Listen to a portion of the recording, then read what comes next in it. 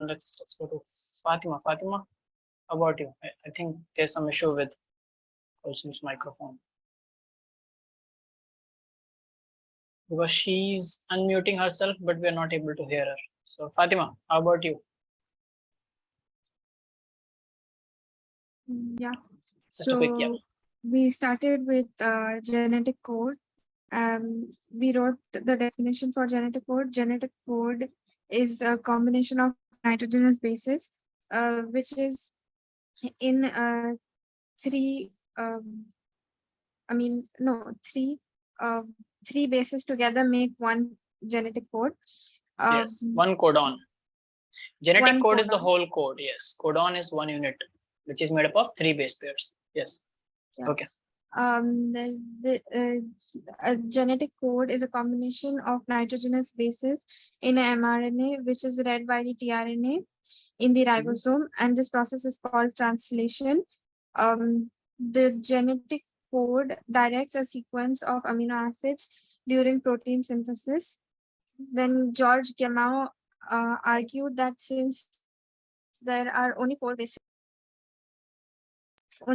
bases, and if they have to code for 20 amino acids, then it can only be done through a combination of bases, and hence each code should be made up of 3 bases. And then we also wrote the names of the amino acids. How many are there? 20 amino acids are there. So why could not the length of the codon be smaller or bigger? Why not 2 amino acids coding for one codon? We also discussed this, right? Any idea? Others? Matthew? Can you repeat the question again, sir? Why not 2 amino acid, 2 bases instead of 3 bases for the length of the codon? Why only 3?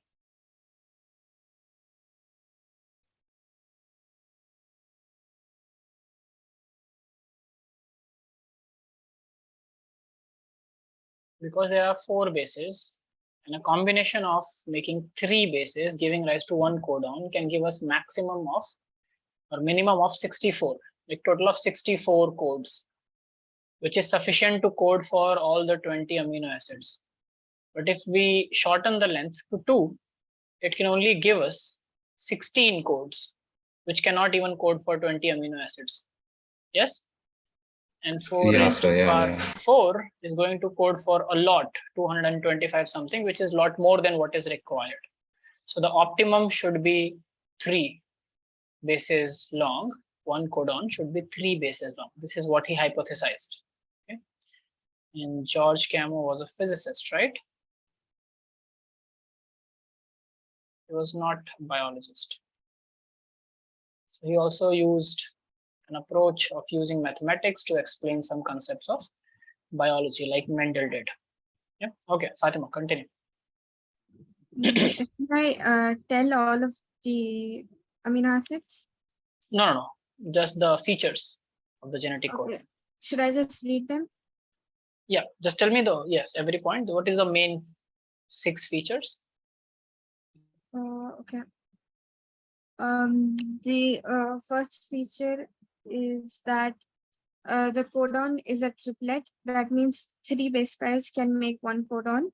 And then the second feature is. So there are total 64 codons, out of which 61 code for amino acids, and 3 codons do not code for anything. So they are called stop codon. Yes. Some amino acids are coded by more than one codon, hence the code is degenerate. Yes. And this is called the rule of degeneracy. The codon is read in mRNA in a contiguous fashion, means continuous manner. There are no punctuations. The code is nearly universal. For example, from bacteria to human, UUU would code for phenylalanine only. Some exceptions are there in this for like mitochondrial codons and in some protozoans. AUG has dual functions. It codes for methionine and is also the start codon. UA, UAG, UGA are the stop codons or the terminator codons. Yes. UA, UHG, and UG. Okay. Then we did an exercise and we realized that it is possible to decipher the amino acid sequence on the basis of a code, genetic code, but it is not possible to decipher or to figure out the mRNA sequence on the basis of a amino acid polypeptide chain. Yes. Yeah. And this happens because of the rule of degeneracy. Because for one amino acid, it's not like only one codon will code it. There can be multiple codons coding for one particular amino acid. Okay. And in the end, we talked about tRNA, where we left in the last class. And I told you about tRNA, that it's the transfer RNA, also known as the adapter molecule, correct? Yes. Yes. Yes, okay. And what else did I tell you about tRNA? Did we talk about charging of tRNA?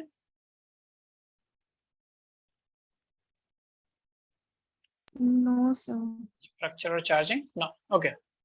So write down first. So tRNA. Let me. You all have NCRT? Please open Yes, page sir. 114 in your NCRT. Let me also pull it out for you. Page number 114.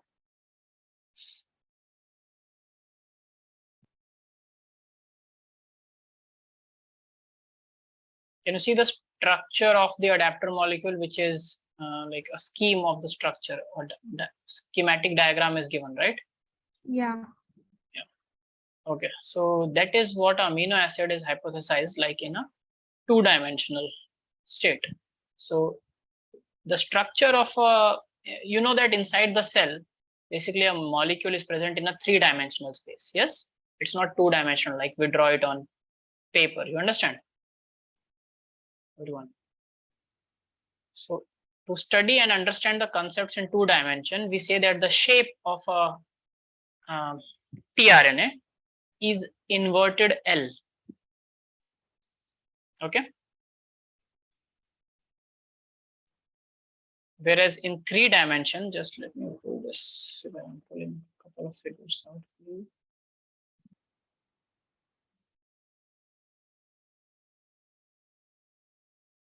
Okay.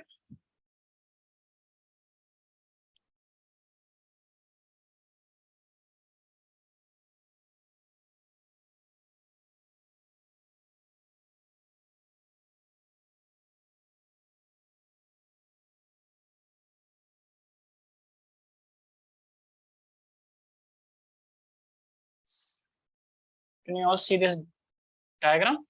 Yes, sir. Yes, sir. Yeah. So in this diagram, what you are seeing here are two tRNAs. Okay. Now, this red thing is the mRNA, and let's say mRNA has a codon, which is UAC. Now, can you quickly go back to the genetic code table and tell me what does UAC codes for? If it was UAA, it was a stop codon. But if it is UAC, what does it codes for? Tyrosine. Tyrosine. Yes. So this UAC, whatever it actually codes for this amino acid that this tRNA brings, right? So at one end, there is this end called anti-codon loop. Now, why it is called anti-codon? Because it's opposite to what the codon codes for. If it codes for UAC, it is just complementary. U makes bond with the A makes bond with U, and G makes bond with C, right? Complementary? Yeah. Yes or no? Yeah. So the anti-codon loop of the tRNA will have a sequence called AUG. Remember that, do not get confused. The sequence of anti-codon loop does not correspond to the sequence of the amino acid. Okay, the code for amino acid. It is complementary to the sequence present on mRNA because mRNA has the blueprint. mRNA is the messenger molecule. Sometimes just by sheer coincidence and luck, you can see here. What does AGU codes for? It's simple, serine, right? Yeah. What does UCA codes for? Quickly go and check out what does UCA codes for. Serine. Yes, UCA also codes for serine. So it's possible that because in this case, in the case of serine, both AGU and UCA codes for serine. But again, you know, where is the message for bringing in serine coming from? It's not coming from the anti-codon sequence. It is coming from the mRNA sequence. So this is just a coincidence that even UCA codes just the opposite complementary code of AGU codes for the same amino acid. Okay. So if there was UCA on the mRNA, and the anti-codon loop will be AGU, and still there will be a serine. But if you do the opposite in this case, if the mRNA contains AUG and the anti-codon loop was UAC, what will it bring? Will it bring tyrosine? Methionine. It will bring methionine. You understand, everyone? Yes. Yeah. So did I tell you about the loops of the tRNA? Okay, write down. tRNA has an anti-codon loop. tRNA has an anti-codon loop carrying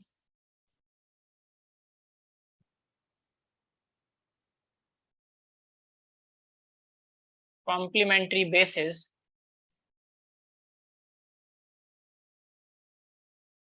to the code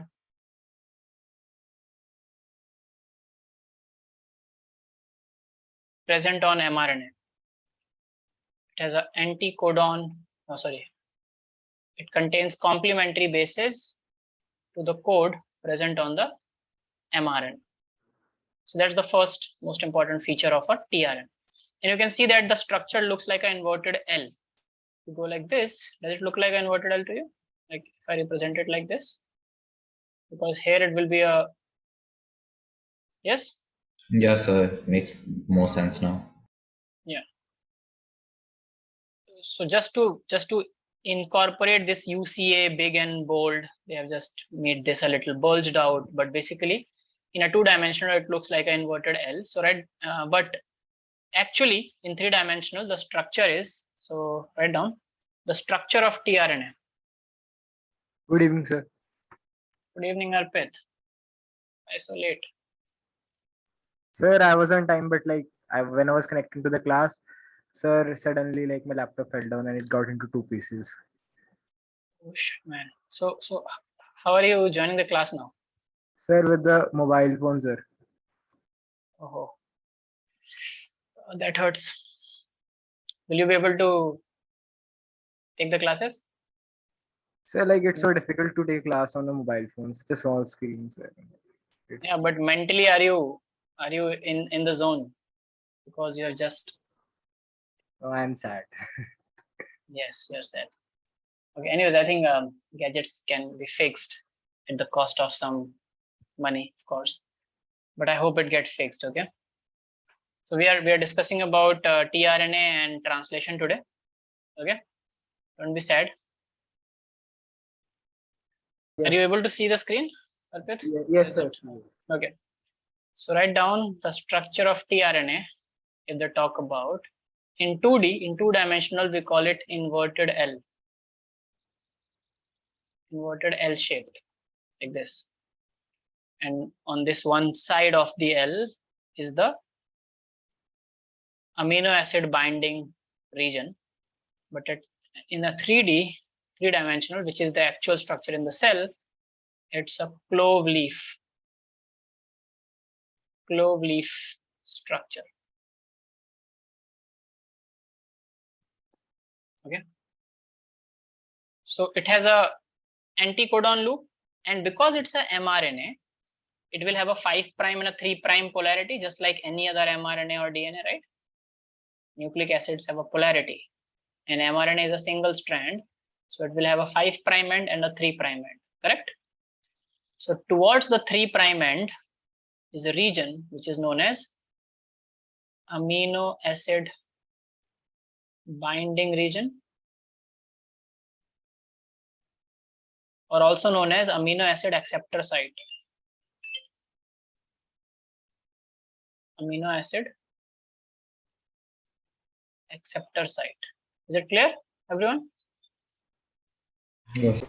It's always present towards the 3' end. Here.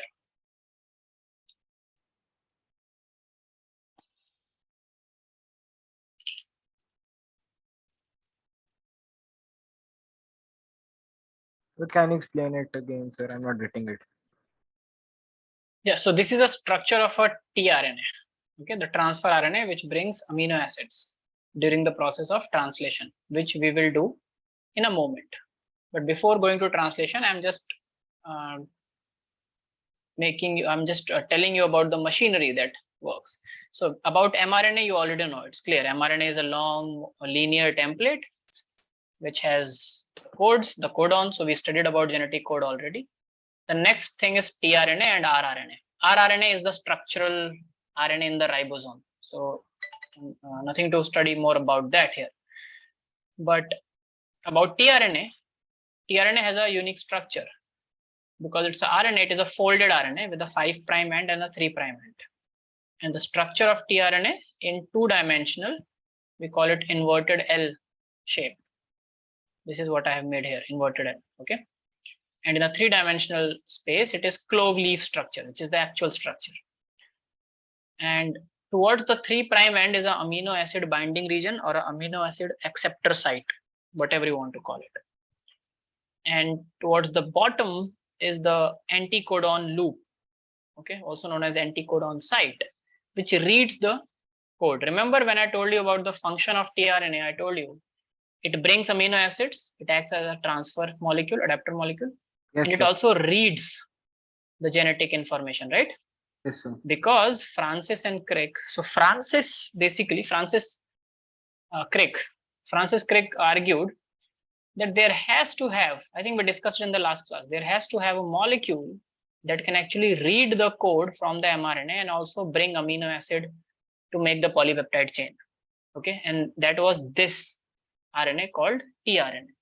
When it was discovered, it was not known as tRNA. It was already discovered. We knew about this RNA. It was before. sRNA. Yes, the scientific community knew about one such RNA, but we did not know its function, and it was known as tRNA was previously known as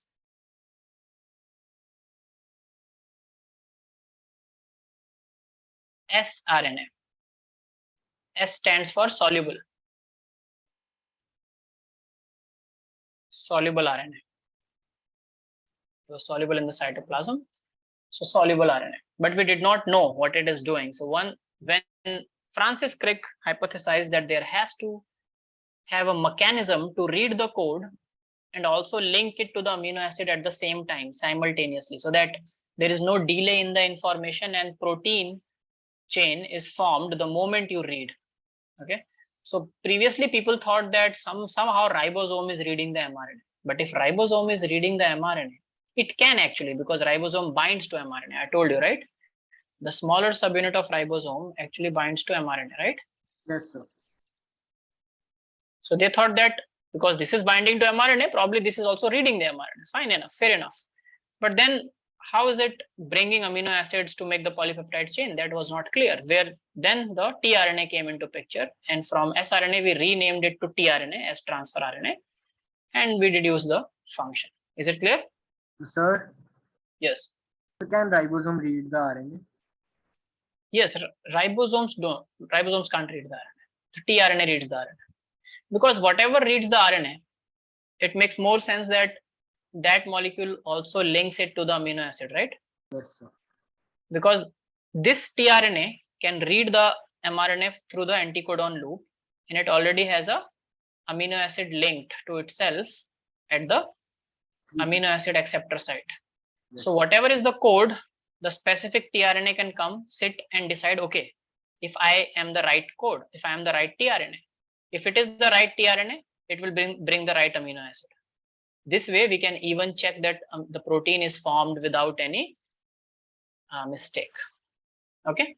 Yes, sir. Got it. Got it? Yes, sir. Okay, write down. tRNA. tRNAs are specific for each amino acid. tRNAs are specific for each amino acid, which means one tRNA can only carry one amino acid, but there will be multiple such tRNAs that carry serine, let's say. Okay, so to carry serine, the tRNA should have UCA at the anti-codon loop, so it can bind properly to AGU or any other complementary codon which can read any code that codes for serine. You understand? But one tRNA cannot change amino acid. Like suppose this tRNA, which has AUG in the anti-codon loop, it can only carry tyrosine and nothing else, because it can only recognize UAC on the mRNA, nothing else. You understand? Yes, sir. Which means there will be multiple different types of tRNAs in the cell, differing in their anti-codon loop sequence, but all of them carrying only one amino acid always, one type of. Okay, so tRNAs are specific for each amino acid. Write down. There is a special tRNA known as Initiator Trna. As the name suggests, it initiates the process of translation. So this is a tRNA which comes the first and decides that now polypeptide chain will be forming. So can you guess that what amino acid this tRNA must be bringing? Methionine. Methionine. And why I'm saying this is a special type of tRNA? Because all the tRNAs that carry methionine only have one sequence in their anti-codon loop. And what is that? AUG. UAC. tRNA will not have AUG in its anti-codon loop. tRNA will have complementary to AUG in its anti-codon loop. Is it clear? Yes. Yes. If tRNA has AUG, which is right in front of your eyes, then this is this tRNA. And is it carrying methionine, Fatima? No, sir. Yes. So remember, the sequence of the anti-codon loop of the tRNA does not correspond to the amino acid. The complementary of it corresponds to the amino acid it is carrying. So if AUG, every protein starts with AUG, so the initiator tRNA will have UAC in the anti-codon loop. Yes?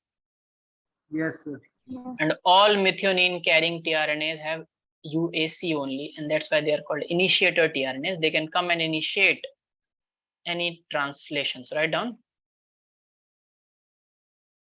Initiator tRNA begins the process of polypeptide synthesis.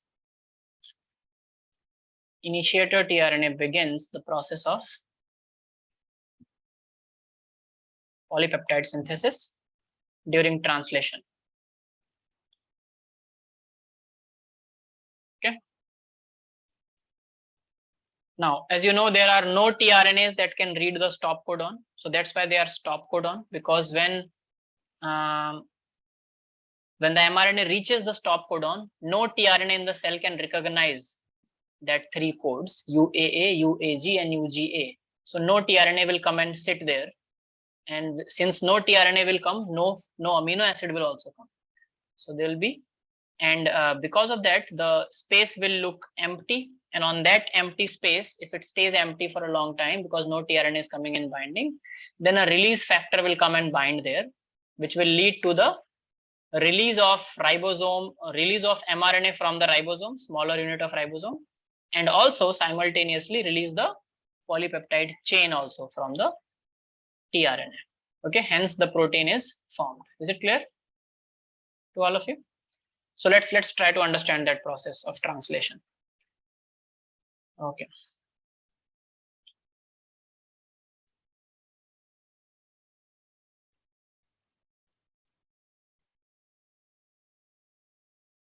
Translation. First, tell me what do you understand by translation?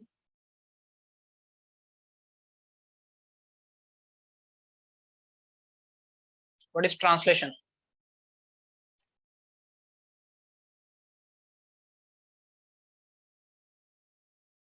We are making something here. What are we making? Protein. Proteins. Protein. We are yes, we are making basically a polypeptide chain, right? What is a protein? I told you about the protein already, right? It is nothing but a polypeptide chain, right? So this is a polypeptide chain. You understand?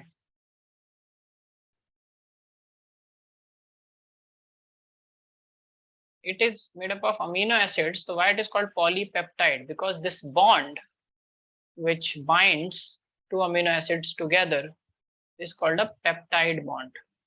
What it is called? Peptide. And since there are multiple peptide bonds, this thing is called a polypeptide chain. Okay. So this is what we are making in translation. So write down. Translation is the process. Translation is the process of polymerization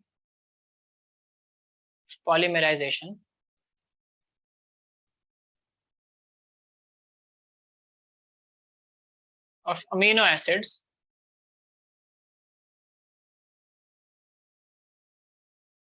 to form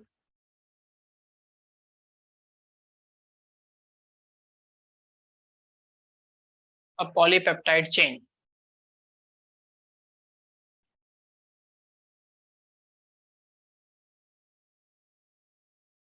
Okay. And you can also write down two amino acids are linked together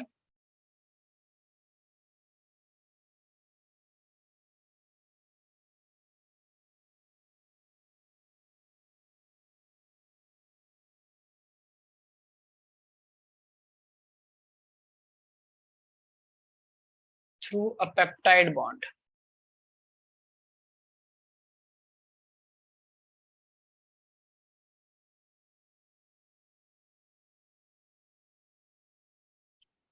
Now let's go to some basics of your chemistry. What does it require? What is needed to make a bond? What is a bond basically? Is it a physical line like we draw it on the board? What is a chemical bond?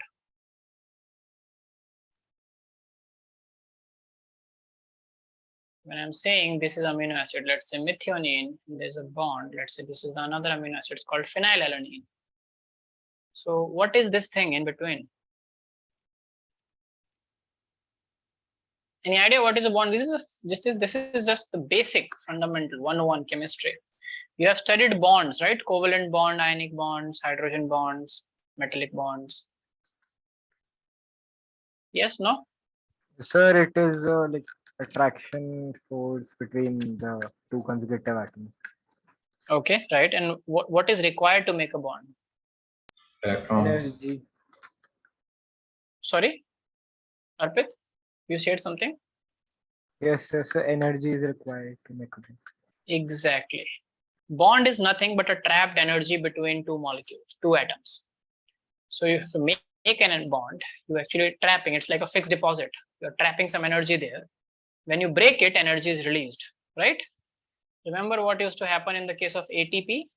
I told you this is adenosine linked to 3 phosphates, right? This is a ATP.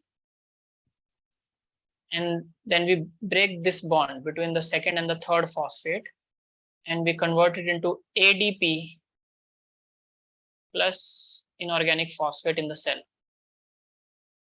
So when you break this bond, a lot of energy is released, right?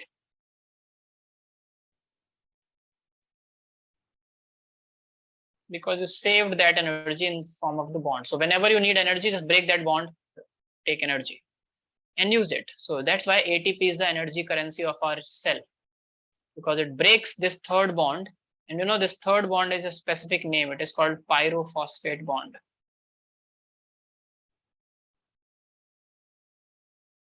Because this third phosphate is called pyrophosphate. And in biology, the word itself says its story. What does the word pyro means, you know? Pyro. What medicines do you take when you have fever? What is the medicine that we take?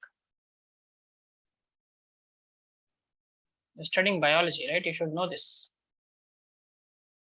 Never had fever, anyone?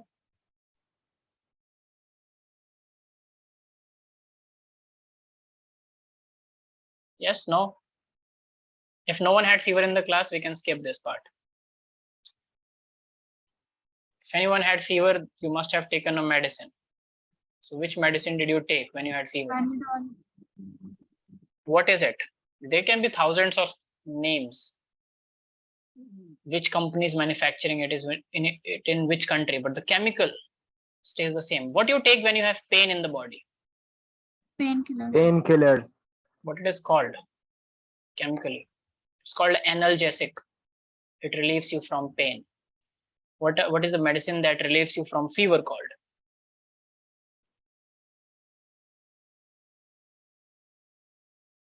It's called antipyretics. Whether it is crocin or it is dolo or it is, like, chemical name is paracetamol, famidol, whatever you call it. Antipyretics. Do you see the word pyro or pyre here? Yes, sir. The word pyre means heat. What does it mean? Heat. Oh, okay. That's why like pyrotechnics and all is related to heat. Yes.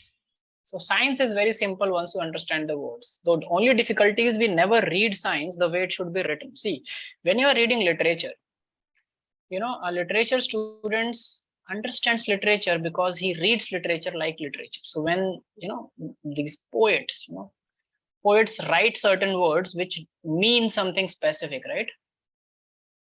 Like her eyes were like the glooming sunflower. It does not mean her eyes were actual sunflowers, right? Probably he's trying to say that the eyes were beautiful and it looked like lit like sunflower. So the point here is to depict beauty. Yes, a commonality between someone's eyes and a sunflower. You understand? So you basically have to understand the language. Science is no different. It has its own technical languages. So the word pyro or pyre, pyrotechniques, it always deals with everything that is explosive, can burn, produce heat, etc. Nanotechnology, everything which is small at the scale of nanometers. Antipyretics, against heat. So these medicines that you take in fever, they drop down the heat of the body. They cool down the body by blocking the receptors in the mind, in the brain, that makes our body temperature to rise. You know that fever is a response of the body. It is not a disease. Fever. Yeah, sir. It's not a disease. It is a symptom in many infections and diseases because it's the first response of the body whenever there is an infection or something goes wrong in the body. It's the same thing that you can boil water to kill bacteria. And our body has understood that because our enzymes work the best at 37 degrees Celsius, other animals' enzyme also must be working the best on 37 degrees Celsius, right? So if locally you can induce fever, or systemic you can induce fever in the body upon a bacterial infection, you slow down the rate of the bacterial infection to spread. Okay, because you are not providing the bacteria the optimum temperature in which it grows very comfortably.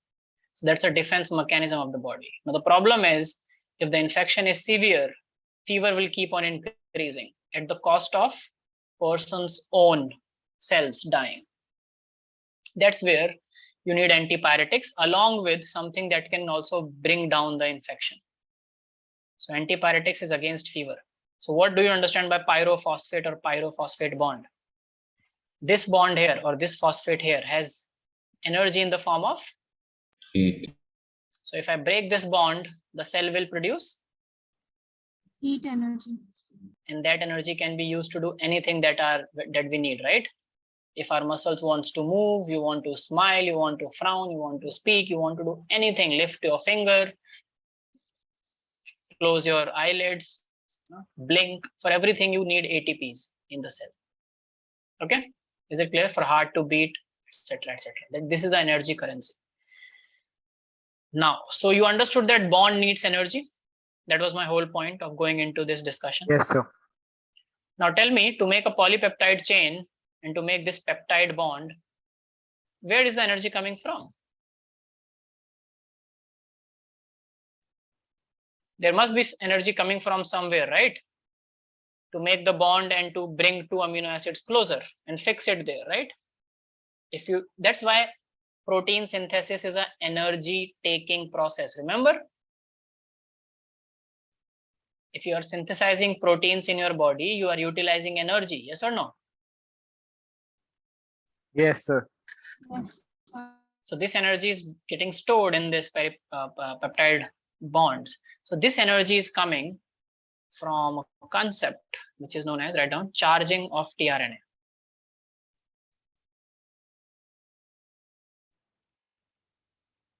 This process is also known as amino acylation, because this is what happened chemically.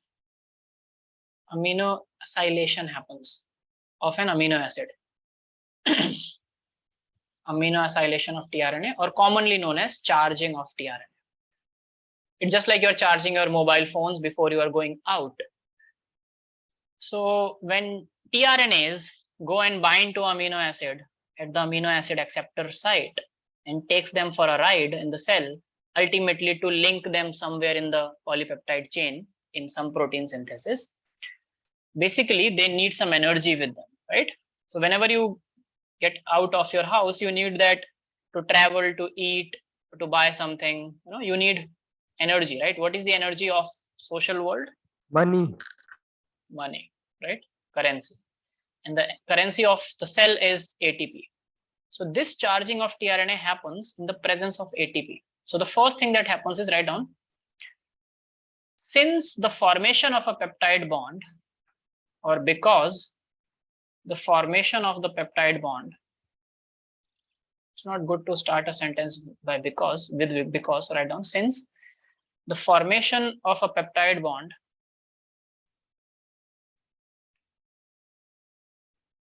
requires energy,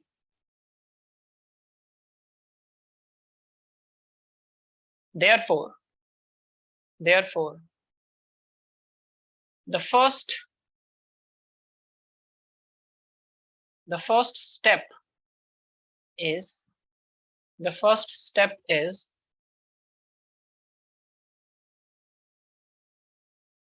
that the amino acids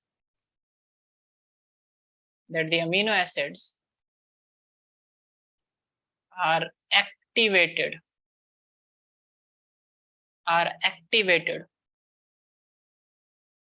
in the presence of an ATP. So ATP is like the power bank. So the amino acids are activated in the presence of an ATP. And you all know what is an ATP, right? Adenosine triphosphate. Yes, sir. Yes. In the presence of an ATP. And then they link to,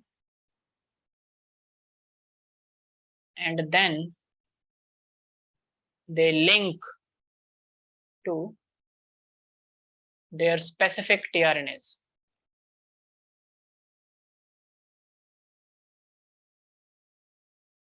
Their specific tRNAs.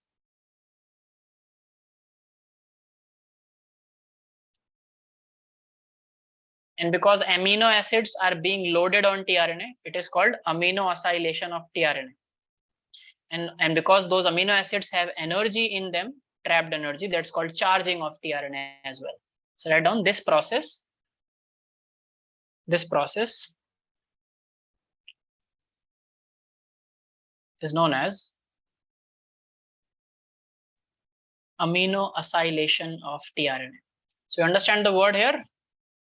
Amino acylation, loading of amino acid on a tRNA with energy which it has derived from an ATP. Make sense, everyone? Yes, sir. So the word itself tells the whole story, if you understand it. Now, how it works now, it becomes very simple now. So if you have money in your hand and you want to do something, You just go out. Suppose you want to do a transaction, make a bond. You want to go to an Adidas showroom and buy a shoes. For that, you are making a bond with the showroom, right? For that, you need energy. Yes or no? Yes. You cannot make a bond. You cannot do a transaction without energy, money. So here also, when you go close to a seller with some money, you can give the money and make a bond, you know, associate with that brand or associate with that outlet. Similarly, when two tRNAs come close together, close enough, which they come through the ribosome, I will tell you how. So whenever they close enough, whenever they come close enough, now they are, both of them are carrying a amino acid at the top. Yes, sir. At the, yeah. So when these two amino acids come close enough, both of them have energy. Yes, sir. So both are ready to make a bond.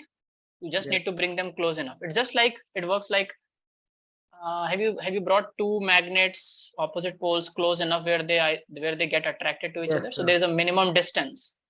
Yes, sir. We all must have played with magnets, right? As a kid. Yes. So I used to see what is the minimum distance where it will just attract, you know. So the same minimum distance is required between two amino acids so that they can form a bond with each other. If they are farther apart from that distance, they will not form a bond. You understand? Yes, sir. Yeah. So write down. Sir. Yes. So what makes them like come close? Come close. Yeah. That I'll tell you in a moment. Okay. Okay. Let's go step by step. So you are understanding the story. Genetic code you understood, which is Yes, on the sir. mRNA. Then tRNA you understood. Now I'm telling you about charging of tRNA. That you understood. Bond formation, energy, everything you understood, right? Yes, sir. Now you write down, when two such charged tRNAs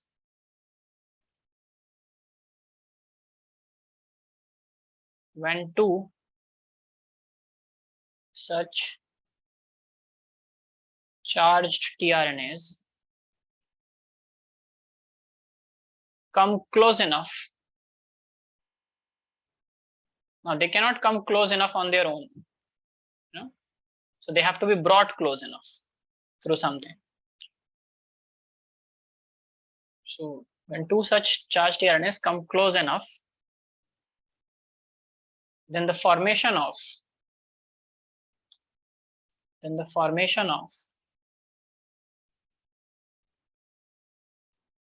peptide bond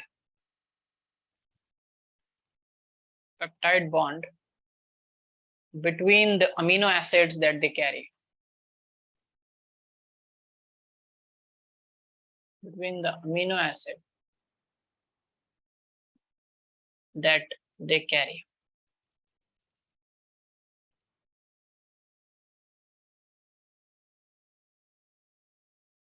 And why it cannot happen from a long distance? Because there is a limit, you know, for bond formation. Bond has a length, right? You cannot make bond between two atoms or molecules which are present 10 centimeter apart, right? They have to be present very close on a molecular scale. Yes or no? Because the amount of energy they carry is very minute. It is big as compared to their own size, but you know, for bond formation, you need to be close enough. So this is only energetically favored when they are close enough. And here what happens is, if you have a catalyst, you know about catalysts in chemistry? Yes, sir. Yes, sir. Yes. What are catalysts? Sir, it is like It increases the rate of reaction. Rate of reaction. Yes. Now go to the function of rRNA or ribosome. Have you written there that it acts as structural? It plays structural and catalytic roles. Yes, sir. Yeah, that is, so ribosomal RNA and proteins play that catalysis part. They act as those factors which favor the formation of amino acids faster. So they rapid the process. Okay, so you understood the process function of all three RNAs, tRNA, rRNA, and mRNA. Yes, sir. mRNA gets read. mRNA gets read gets read, tRNA reads it and brings amino acid, and rRNA catalyzes the whole process to make it faster because it is a structural part of ribosome. Cool, everyone? No confusion. Yes, sir. Yes, sir. Very good. Very, very good. Now come to, let me see if I have this figure. There is a figure called 6.13. If you can find it in your NCRT, please come to that figure. 6.13 or else, let me see. Yes, this figure I'm talking about. Can you see this figure, everyone? Yes, sir. Yes, sir. Now let me explain Arpit's question. What makes them come close enough? Is it big enough? Can you see it? Yes, sir. So what is this? A ribosome, right? Yes, sir. This is the bigger subunit. This is the smaller subunit. Now it was known that smaller subunit binds to the mRNA. This is the mRNA, right? Then what does bigger subunit does? So bigger subunits have two sites. One is, so I'm making it in red. So one is this site. I'm underlining the site. Can you see this site here, which I'm underlining? Yes, sir. Yes. And one is this site. On both these two sites, tRNAs can come and sit and can interact with the mRNA, which is present in the, so tRNAs bind in the bigger subunit. Okay, tRNAs come and sit in the bigger subunit. mRNA is in the smaller subunit, and in between is a very little space that can allow the interaction to happen between the anti-codon loop. So this is a simplified version of a tRNA, amino acid, and they have just shown the tRNA as the box, just to simplify it, okay, with a anti-codon loop at the bottom. Clear? Yes, sir. Amino acid, tRNA structure. This is anti-codon loop. So you can see this site is called A site, and this site is called P site. A and P. So the first tRNA, which will be the initiator tRNA, right? It should be charged and it should carry methionine, comes and sit at the site A and checks if there is a complement, if there is AUG present on the mRNA. So protein synthesis will not start till the first AUG is encountered, because it is always the methionine carrying tRNA known as the initiator tRNA that initiates. That's why it's special. Okay. Yes, So, sir. and I also told you then that in a mRNA there are 3' and 5' UTRs. Did I tell you this? No, I did not. Now there is one more thing in a mRNA. So mRNA does not start right from AUG. Okay. It can have certain sequences which do not have AUG. So let me show it like this. It is to protect the gene. So AUG, let's say it's present here, and UAA is present here. But you realize that there is this much of mRNA before AUG and this much of mRNA after AUG, UAA. So Yes, this is sir. start codon, this is stop codon. So whatever is present in between is the gene, right? Yes, sir. That codes for a protein. Before this, towards the 5' end, because AUG will always be at the 5' end first, and after this at the 3' end, these two regions are called UTRs. What are they called? This is called 5' UTR and this is called 3' UTR. UTR stands for untranslated region. UTR, untranslated region. It does not get translated because AUG is not present in the beginning. Now, you must be wondering, if you are curious, some one of you, that there can be multiple AUGs, right? Yes, Yes, sir. AUG is simply methionine, so it can have multiple AUGs. Where to start the protein synthesis from? The first AUG. If the AUG is present here, then instead of here, the protein will start from here. You understand? Yes. So Yes, sir. whatever is the first AUG, it will attract the initiator codon and translation will begin. Afterwards, whatever there will be AUGs that will keep coming. So they will just act like a normal code and add methionine. They are not special AUGs. The first AUG is special because it attracts the initiator tRNA, the first tRNA that brings methionine with it. Now, what can you do? This is how protein is formed. But what do we do with this knowledge? Why are we actually studying all of this? Why did scientists spend their lives and dedicated it to just study this protein synthesis thing? What is the benefit? Just to get marks in the boards? If we understand how protein is synthesized, what can we do?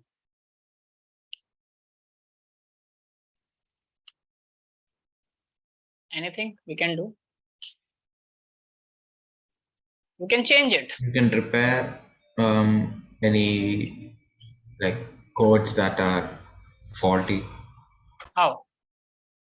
How will you repair a code that is faulty? That's called gene therapy. You are editing a gene. That came very late. But there is one simple thing. If you want to know what does a protein does in a cell, what is the easiest way to do that? One is change it at the genetic level, remove the gene that codes for that protein, right? Yeah. But we can also do one more thing. What can we do? Instead of removing, we can just change, create a mutation, which, so in the DNA or in the RNA, so that the AUG which is present here becomes something else. If we can just mutate any single base, AUG become AUC, let's say. Okay, instead of AUG, if I make it AUC, will you think that now protein synthesis will start from here? Oh, sir. No, where it will start from? The next AUG. Right? Yes, sir. Yes. So, and by doing this, we already have managed to make the protein smaller. It should have been this, but now it's smaller, right? So probably this will be non-functional. This will not function because this is the actual protein. You understand? Yes? Yes. Sir. This knowledge helps us in tweaking all these things. We can develop therapies, medicines. Sometimes some proteins which accumulate in the cell leads to some disorders. So we can avoid that. Some proteins, when they are not formed properly, for example, insulin is not formed. And if there's a genetic defect, if we can cure it through gene therapy, then we can actually cure diabetes forever. Till now, diabetes is not a curable disease, right? You know that it's a maintenance disease. You have to keep taking insulin and not allow your blood glucose level to go up, right? But if the diabetes is because of a faulty gene and now the insulin protein that is formed is not forming properly, or it is shorter, or it is non-functional, and if we can repair it, like Matthew said, then it will be a great thing, right, to do. We can actually cure right from the beginning many diseases, which happens due to genetics. Understood? That's why we studied this. Yes, sir. Okay. So yes, so at the A site, so this mRNA will come and bind, and a tRNA, the initiator tRNA, will keep scanning the mRNA, and it will only sit and bind when there is first AUG encountered, and from there onward protein synthesis starts. So what happens? First tRNA comes, sits at the A site, brings in amino acid, and after it is there secured, then the mRNA shifts. Now when the mRNA will shift, the A site will automatically become the P site because it got shifted along with the tRNA carrying the amino acid. Yes, it's just Sir- like you added. Yes, tell me. Sir, in the meantime, the A site is empty when it So shifts. yes, so when So something came and sat at this site, got bound to the mRNA. It has an amino acid on it. It is the first tRNA. Then the mRNA will shift in the smaller subunit, and when it will shift forward towards this region, towards this direction, then you will know that this A site will become the P site, right? It will shift here, from here to here, right? The A site will again be empty. So next tRNA will come, sit, and this sitting, this distance between A and P sites is close enough to bring these two tRNAs close enough so that their amino acid can form a peptide bond. Can you see this arrow depicting this thing? Yes, sir. Now the tRNA which was sitting at the P site will give its amino acid to the tRNA sitting at the A site through a peptide bond. Now this will become uncharged, amino acid less, and it will just fly off, because again the tRNA which is at the A site will shift, because the mRNA will keep shifting, right? It has to read the whole mRNA. It's like cassette roll. In earlier times there used to be cassettes, audio cassettes. Anyone has seen those audio cassettes? Yeah, sir. Yes, sir. So they keep rolling and the song is read and played, right? Yeah, sir. Yes, sir. So this mRNA is like that reel in that cassette. It keeps rolling forward, and whatever is bound to the A site becomes the P site, and then gives everything back to the A site and then flies away. Then the A site shift to the P site, another tRNA comes, sits at the A site, one at the P site, gives everything to the A site with through a polypeptide bond, and then flies off. And this keeps on happening. So tRNAs keep coming by bringing the amino acid. And how do we ensure that the right amino acid is coming? Because only the right tRNA can bind at site A, which has complementary bases to the codon present at site A. Is it clear? So the tRNA is bringing the amino acid with itself. Yes. Yes. Okay. Okay. Is the process of translation clear to all of you? Yes, sir. Yeah. Now write down the steps in the process of translation. So I'll dictate and you write. The process of translation begins. The process of translation begins when the smaller subunit of ribosome, when the smaller subunit of the ribosome encounters an mRNA or binds to an mRNA.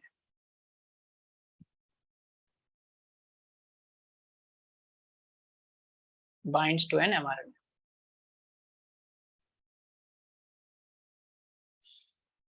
Second point, there are two sites in the bigger subunit, in the large subunit.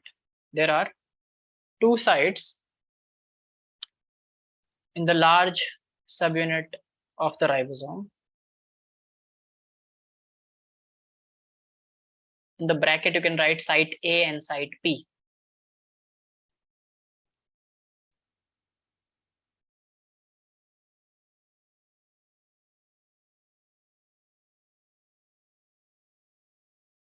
For subsequent amino acids, for subsequent, one after the other, subsequent amino acids to bind. Basically, we are talking about subsequent tRNAs coming and binding, right, to the mRNA. So when they are coming, they are also bringing amino acids with them. So subsequent amino acids to bind and be close enough,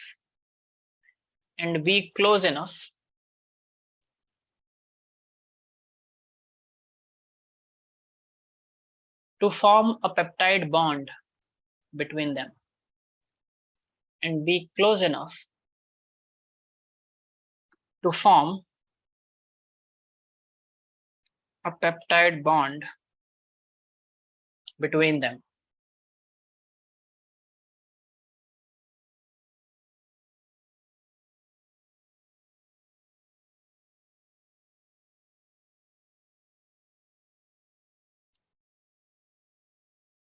The ribosome or the ribosomal RNA. Write down the ribosomal RNA, which is rRNA. Okay. New point, sir, or the same one? Yes. New point, sir. New point. The ribosomal RNA, which is the rRNA, acts as a catalyst to this process. Acts as a catalyst to this process of peptide bond formation.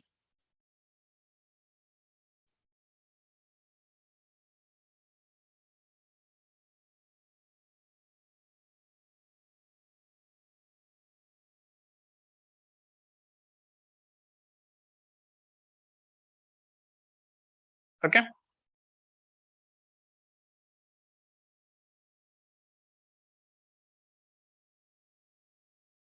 Next point. Translation begins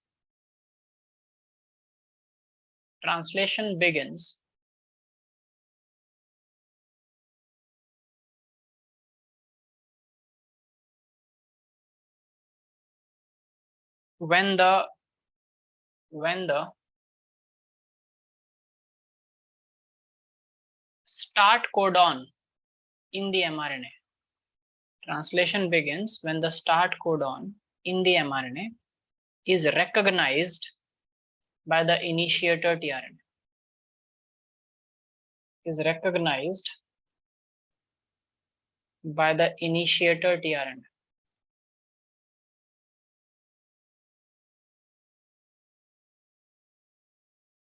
This is the first step, which is also known as initiation of translation, where the initiator tRNA recognizes the first start codon, first AUG site. So only the first AUG site is called start codon site. After that, every AUG site is just a normal amino acid codon coding for methionine. Is it clear, everyone? Yes, sir. Next point.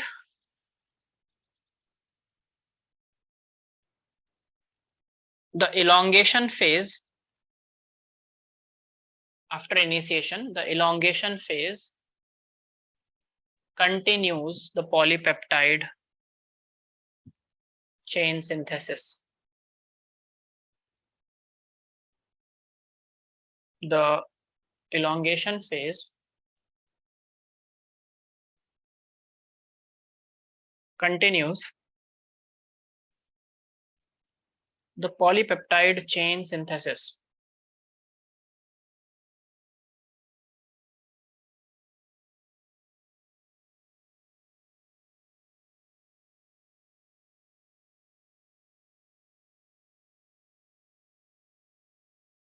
And this is done by elongation phase. Can just continue in the same sentence. And this is done by sequential binding, one after the other binding. Sequential binding of tRNAs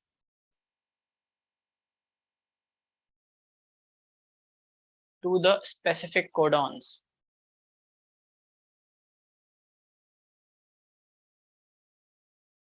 To the specific codons. Okay.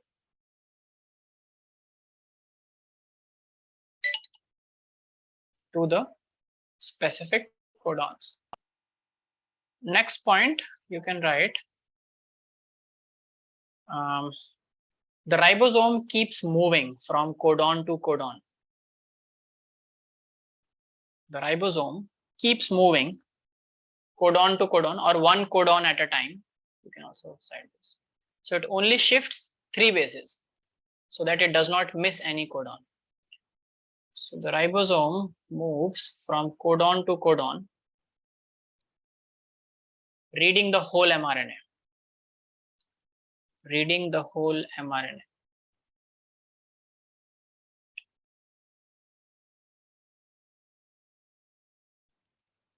So this was elongation. Then last thing happens is termination of translation. So write down when one of the stop codons is reached, when one of the stop codons is reached,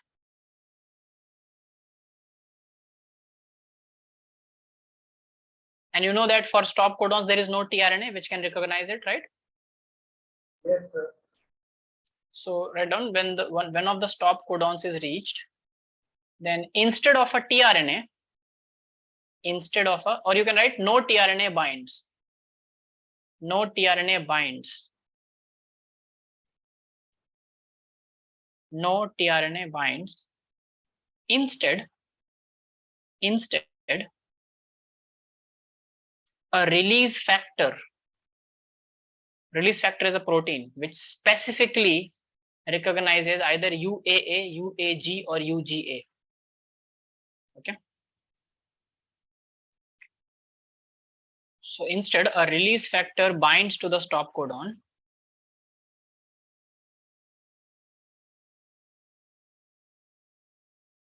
Binds to the stop codon, comma, terminates translation, comma, terminates translation, and releases, terminates translation, and releases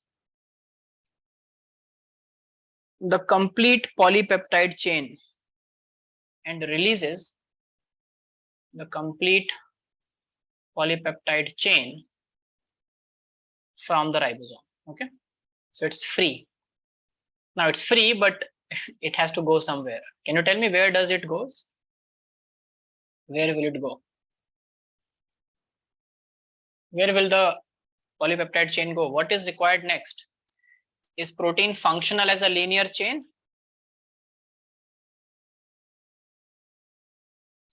It has to be folded properly, right? Protein is not functional until it is folded. Protein folding is a whole new, not new, but whole big field of science which is trying to understand how do proteins fold, or can they get misfold? Yes, they can. Biology is error prone, so sometimes protein gets misfolded, and misfolded proteins cause sometimes very severe disorders. Other times there is a mechanism in the cell. Now this is beyond your syllabus, but let me tell you, because we have started this, let me complete it for you. So you don't have to write, but understand in your head. So the polypeptide chain is formed, yes, people? Yes, sir. It's also Yes. released from ribosome. Now you must be wondering, what now? Is the protein formed? Should we celebrate? Hooray, yes. No, it is just a long chain. It needs to be folded in the three-dimensional structure where it can act as a functional protein. So for that, it has to go to chaperones. Chaperones are proteins only. They are proteins that fold other proteins. So how many of you have had this one sweet that is made at home? For that, we need a mold. You put the dough in it. And you That we press. eat on Holi, right? Yes, gujia. It's called gujia. Yeah, if gujia. anyone of- yeah. So you fill with fillings, then press it, and it get molded in that shape, right? So that apparatus that you use to press to make the same shaped gujias is chaperone, and the gujia is a protein. Okay. So in case of cellular protein folding molecules, chaperones are actually, what a cool name, no? I was very what do you say, impressed by the name chaperones. So it's like if these molecules introduce themselves, oh, hi, I'm ribosome. Hi, I'm chaperone. Chaperone sounds very elite. Yes, and they also do the job. So they fold all the proteins properly, but they are proteins folding another proteins. Now the question is, who folded these chaperones? Fatima agrees that chaperones are cool. Yes. Imagine my name was Rahul Chaperone. Anyways, who folded the chaperones themselves? If chaperone folds other proteins and they themselves are proteins, who folded chaperones? It's a legit question, right? Because science is not about just Yeah. believing in what anyone says. You need proofs for that. So that's still a question which is in research. We have not reached a conclusive answer yet, but we have certain hints that earlier, when chaperones evolved, there was no need for a protein to fold them. They either got self-assembled into chaperones, or there were some catalysts that helped them in the process called ribozymes. What are ribozymes? RNA world. Can you tell me? RNA can make proteins, right? Yes, sir. RNA can also fold proteins. Nowadays, they don't do it in the eukaryotic cell much, but earlier, back in time, they could have done it because we have found some evidences of scaffolding RNAs. You know what is a scaffold? The word scaffold. Scaffold is on which you can make something bind and then it can give it a shape. Just like, Yeah, it's kind of like a skeleton. yes, right. So RNAs, many RNA in the cells, not mRNA, not tRNA, not rRNA, but other kind of RNAs like snRNA, non-coding RNAs, LNC, long non-coding RNAs. They can act as scaffold RNAs. That gives us a hint that probably in the beginning, it was RNA doing all this job. Also translating protein and then folding it into some kind of a shape where it can get functional. And over time, chaperones evolved, which now can fold. It's like in the first round, the teacher trains a student, and then the student goes on to train other students. You understand? Now the teacher can retire in peace. Is it clear, everyone? Yes. Yes. So when Darwin figured out theory of evolution, he told it to others. Then others started finding out the proofs or disproofs for that theory, and they became master themselves, and they started propagating the theory. So Darwin can retire in peace now. Yes or no? Yes, sir. Same thing happened with every. It's same like how the world operates. The biological world also operates like that. Okay. You know, we know more about gravity than Newton ever did. We know more about evolution today than Charles Darwin ever did. So it's not about how much you know to be a genius. It's about how do you think to be a genius. Okay. So we can be more knowledgeable than Darwin and Newton, but it's extremely rare to be a better genius or to be a genius like Darwin or Newton.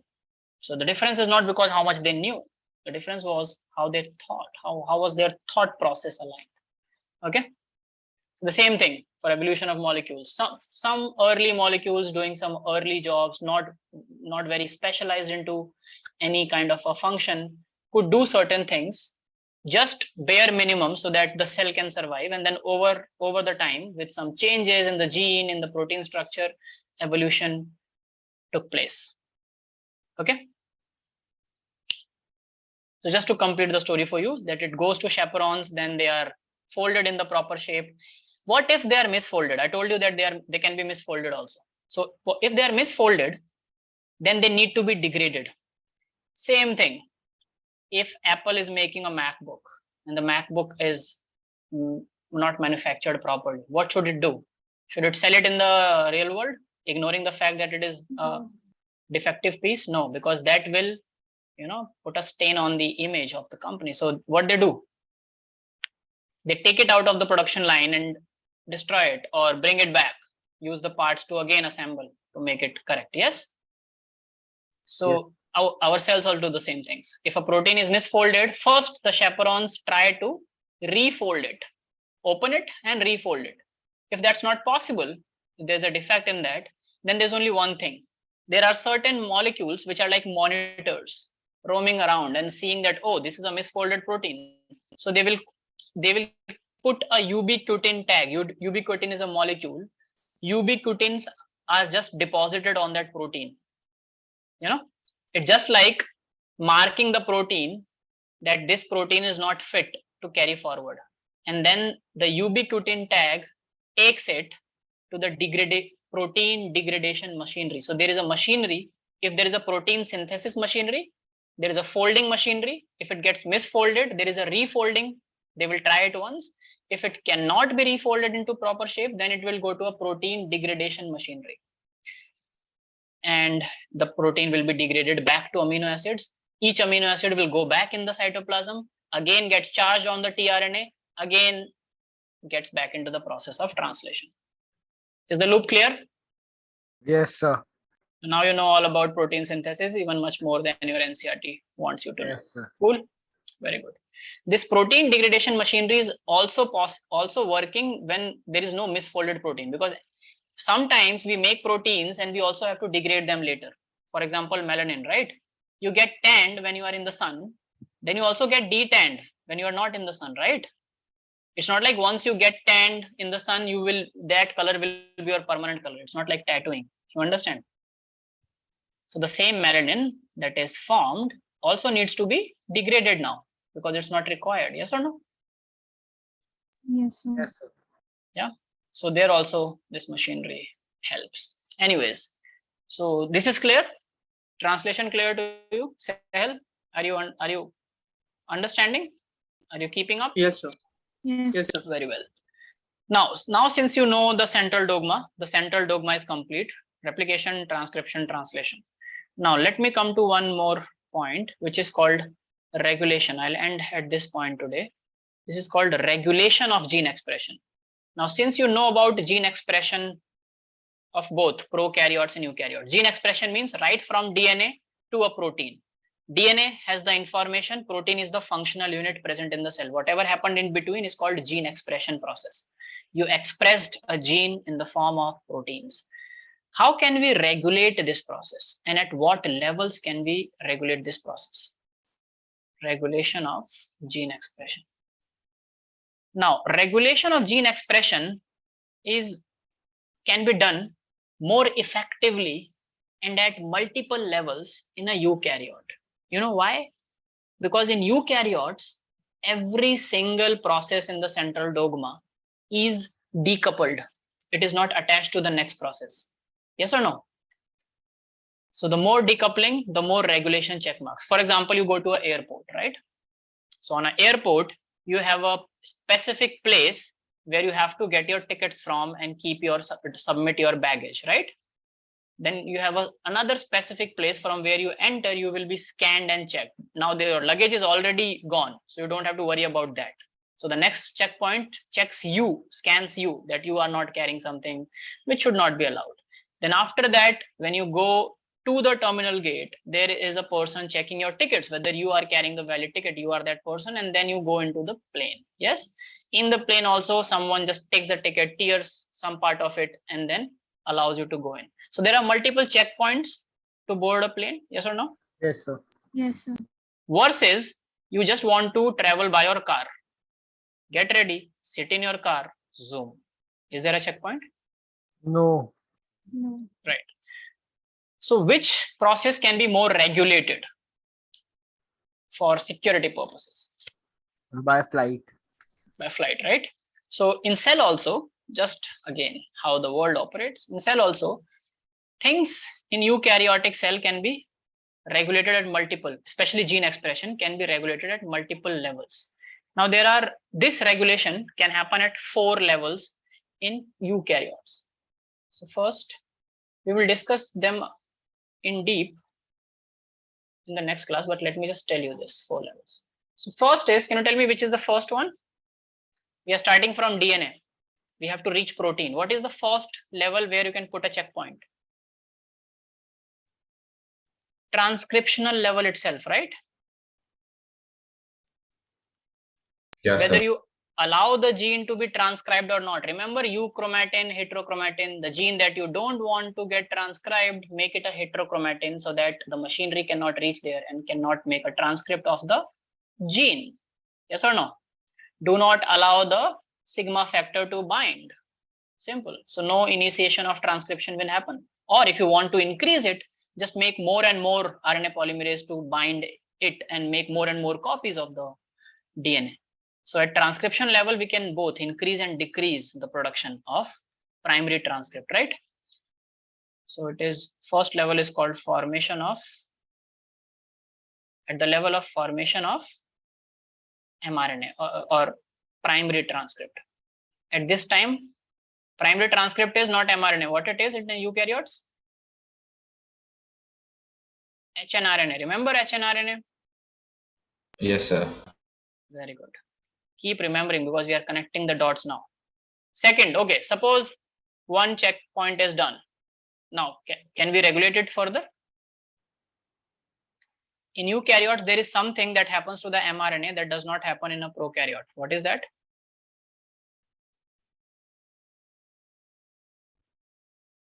Post-transcriptional modification. Post-transcriptional changes. Okay. Yes, so post-transcriptional processing. You can regulate at this step as well. If you do not allow introns to get spliced, suppose you block the splicing machinery, you block the capping machinery, or you block the tailing machinery, even if you have the mRNA, it will not cross further checkpoints, right? So that is another checkpoint where we can regulate the gene expression. We can decrease it. Yes or no? Yes, sir. By not allowing the post-transcriptional processing to happen. Then suppose it has happened. Now, can we still do something? Any other checkpoint? There is one more thing which eukaryotes have and prokaryotes don't have, which also on the basis of which the name has been given. Enough hints. Can someone tell me what is Gene. that? You are right, but not that. Why is prokaryote named prokaryote and eukaryote is named eukaryote? What is pro and yes? So eukaryotes have a well-structured and well-maintained double membranous nuclear membrane. Yes. Yes, sir. And any mRNA which is produced inside the nucleus has to get transported out into the cytoplasm, and it has to pass through the pores present in the nuclear membrane. Yes. Now, if you do not give that mRNA the visa to go out or enter into the cytoplasm, so we can control the gene regulation, right? Even if there is an mRNA produced, if you do not allow it to go into the cytoplasm, it can still not get synthesized into protein. Yes or no? Translated into protein. Yes. So third level is transport of mRNA from nucleus to cytoplasm. Transport of mRNA. Are you understanding the story or not? Yes, sir. From nucleus to cytoplasm.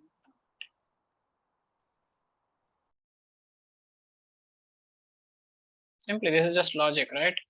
And then suppose it came out of the nucleus into the cytoplasm. Is there any way or no? Can we still regulate? Of course, you can regulate at the translational level. Because translation here is not coupled with transcription. It is a standalone, different, exclusive machinery, right? Ribosomes bind this one. Yes. Here, Yes. if you can make ribosomes inactive, there are many drugs that can make the ribosome not bind to the mRNA. It deactivates the ribosome. That way, you can just control gene regulation at translational level. So at these 4 levels, gene can be regulated in eukaryotes. Is it clear? Yes. On the other hand, second, third is not present in prokaryote, right? Because they do not have a post-transcriptional processing. So this cannot take place in a prokaryote. Second point. Third point, there is no nuclear membrane, so no transportation can happen. So third is also not possible as a checkpoint in prokaryotes. Yes. Left is 1 and 4th. And honestly, 1 and 4th are coupled in a prokaryote, right? The moment sir. mRNA starts forming, it starts translating also. So how many checkpoints are possible in a prokaryote? 1. A single one. And what is that checkpoint? To just check the regulation at the transcriptional level, to allow the formation of the primary transcript or to not allow the formation of the primary transcript. Once the transcript is formed, you cannot do anything after that, because the moment it will start coming out, it will start getting synthesized into protein as well. So no checkpoint is possible. Okay. For example, for the car, the only checkpoint possible is if something happened to the car. it's not working, you don't have